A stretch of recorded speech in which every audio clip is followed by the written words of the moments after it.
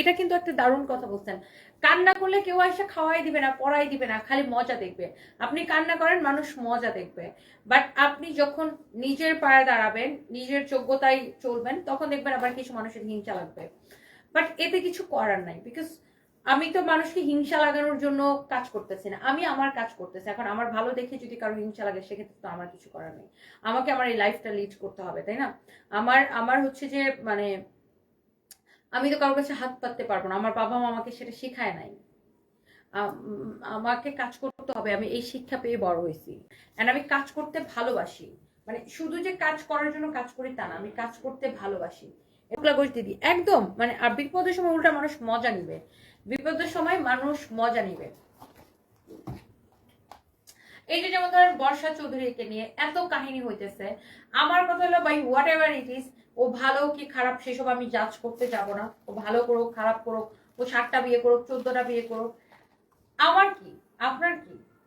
আমরা এত পাত্তা দেই কেন, তাই না? আমরা মানুষের লাইফে এত মানে আমাদের এত ইন্টারেস্ট কেন অন্যের লাইফে? আমরা যদি না দেখি না, আমরা যদি পাত্তা না দেই, আমরা যদি ইগনোর করি, তখন দেখবেন যে এই জিনিসগুলো স্প্রেড কম করবে। আর আমার কাছে মনে হয় যে যেটাকে আমরা নেগেটিভ মনে করি, সেটাকে আমরা পাত্তা কেন দিব, সেটাকে আমরা ইগনোর করবো, তাইলে নেগেটিভ জিনিস আর স্প্রেড করবে না, তাই না?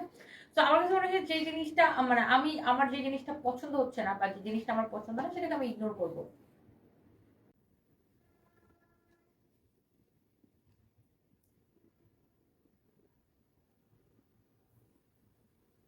হুম।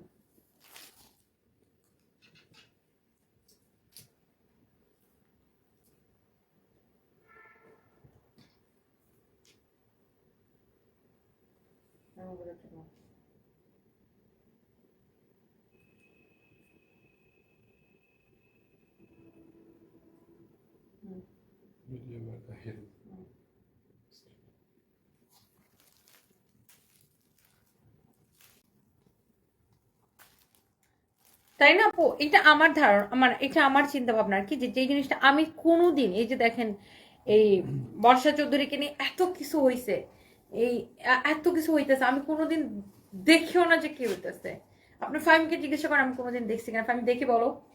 আমি দেখি না, শুধু আমি দেখি আমার ফ্রেন্ড লিস্টে সবাই পোস্ট দেয়, পোস্ট দেয়, পোস্ট দেয়, আর এটা শেয়ার করে আমার সামনে আসে, বাট আমি ইগনোর করি। আমি কখনোই দেখতেছি না যে ইভেন ওর যে সুইসাইড করার যে ভিডিও ভাইরাল হচ্ছে, আমি সেটাও দেখি নাই।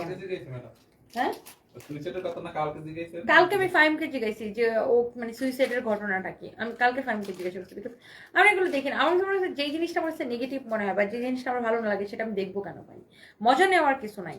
মানে সোশ্যাল মিডিয়াতে এখন মেইন জিনিসটা হয়ে গেছে কি, সবাই শুধু মজা নেওয়াই থাকে, মজা নেওয়াই থাকে, সবকিছু নিয়ে মজা নেওয়া থাকে। আমি বললাম আমার কাছে যে জিনিসটা ভালো লাগে না, বা যেটা আমি লাইক করতেছি না, যেটা আমার কাছে নেগেটিভ মনে হচ্ছে, এটা নিয়ে আমি পোস্ট দিব কেন, এটা নিয়ে আমি কথা বলবো কেন, এটাকে আমি শেয়ার করবো কেন? প্রশ্নই আসে না ভাই। আমার আমার কথা হচ্ছে ভাই, মানে নেগেটিভ জিনিস আমরা যত কম কথা বলবো, তত কম স্প্রেড করবে।